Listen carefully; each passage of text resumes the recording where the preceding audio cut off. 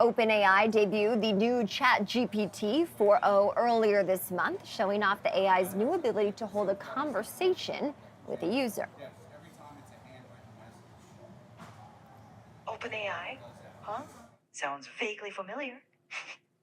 Kidding, of course. That's incredible, Rocky. What kind of interview? Well, it's for a software engineering role, but I just need to know, do I look presentable, professional?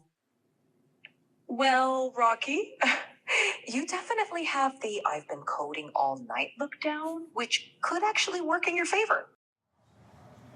The demo may remind you of the movie Her, where Joaquin Phoenix falls in love with his AI personal assistant. Well, now her actor, Scarlett Johansson, claims that the company purposefully used a sound-alike after she declined to lend her actual voice to the project. OpenAI denies this, saying its Sky voice was created with another actress speaking in her normal voice. So joining us now with more on the legal angle of this story and what it means is Carl Szabo, Vice President and General Counsel at NetChoice and Professor of Internet Law, George Mason University's Scalia Law School. It's good to have you. And from a legal perspective here, what is the core of Johansson's argument? Yeah, thanks for having me on. And what's really kind of cool about this case is it shows in real time that existing laws apply to AI. And we've been hearing a lot that AI is unregulated or we need new laws. But this is a great example of how existing legislation can be used to address real harms caused by AI. So what is Scarlett Johansson's claim here? Well, it's pretty simple. It's misappropriation of likeness. Essentially, she claims that OpenAI has taken her image, used it for a commercial purpose without her consent. In this case, her likeness is her voice. So what will ultimately take place is that if this suit is brought and it goes forward, there will be discovery where Scarlett Johansson tries to prove that OpenAI is trying to imitate her voice, which is her personal property. And OpenAI is going to claim that, no, this was just a voice actor who, I guess, kind of sounds like Scarlett Johansson. Ultimately, it's going to be a fact-based determination, but it really does underscore how existing laws apply to AI, just like they do everything else. We saw Sam Altman tweet Her in the days leading up to this very demo. We're showing it now on the screen. Could that be a problem for the company? Yeah, so ultimately, anything that leads either a judge or a jury, depending on how ultimately this proceeds, more evidence for Scarlett Johansson of how OpenAI was definitely looking at Scarlett Johansson's performance in the movie Her for inspiration of the OpenAI system will definitely help Scarlett Johansson's case against OpenAI. Now, once again, you kind of put the facts before a judge or a jury, and they'll play the clips, they'll play the sound bites from Scarlett Johansson, and those individuals will ultimately make a decision. We've seen this play out before in copyright trial, for example. So Vanilla Ice famously claimed that his song Ice Ice Baby was completely different from Under Pressure.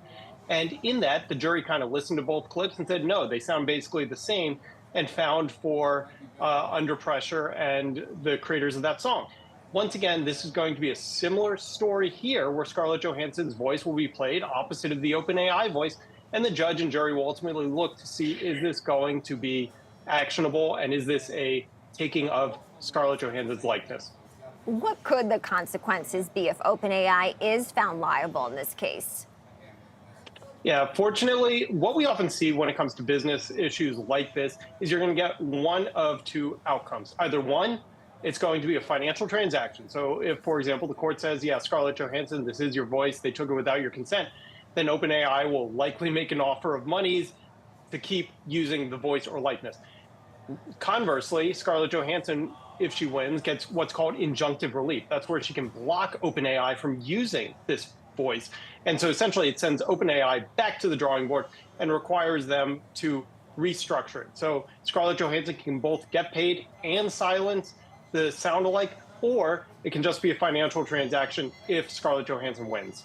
What kind of legal protections, Carl, already exist for people when it comes to impersonation? I know you mentioned some examples earlier, but is there more detail you can provide?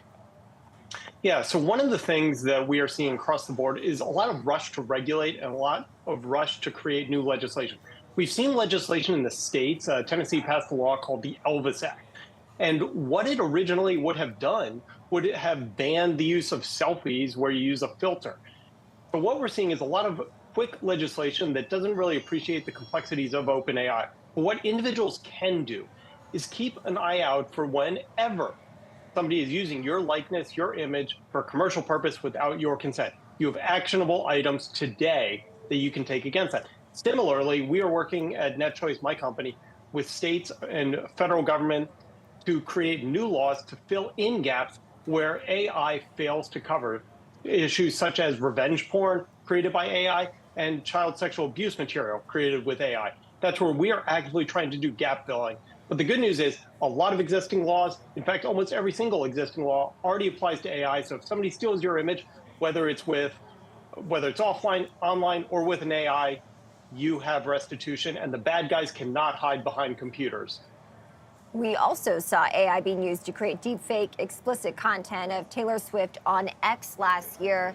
Is there any way that celebrities can control the use of their image by these services? Yeah, so Scarlett Johansson's kind of showing exactly how this would play out. Essentially, you bring the suit against the company that's doing it, and they will be financially responsible. Simultaneously, one of the things that we're doing is for everyone, even if you are not a celebrity, we are trying to make sure that those protections are in existence. So one of the things that we are doing at NetChoice is trying to enact legislation that gives individuals the rights to bring somebody into court with a suit if they use your image, they use your likeness in a compromised position using AI. That way we can empower individuals and celebrities alike so that everyone can make sure that their rights and their privacy are protected regardless of how it gets abused. I want you to talk more about what the recourse would be for a normal person who doesn't obviously have the resources or the stature of a celebrity. If they are targeted by a deep fake, how should they go about getting a right remedy to that? Yeah, so one of the things that you need to do is contact the service where it's being held, contact an attorney.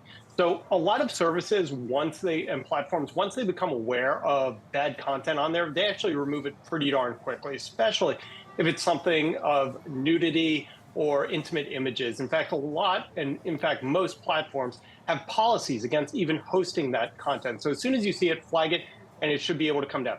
The other thing is a lot of the platforms use a service called Lighthouse, where they can actually tag digital identifiers in those images so that they don't pop back up on the same service and they don't pop up on sister sites as well.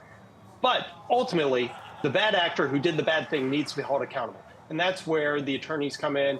Granted, I teach at a law school, so yes, that will mean job opportunities for my students. But also simultaneously, we're doing some good because we're going to hold the bad actors responsible for their misdeeds. And ultimately, that's how the message gets out.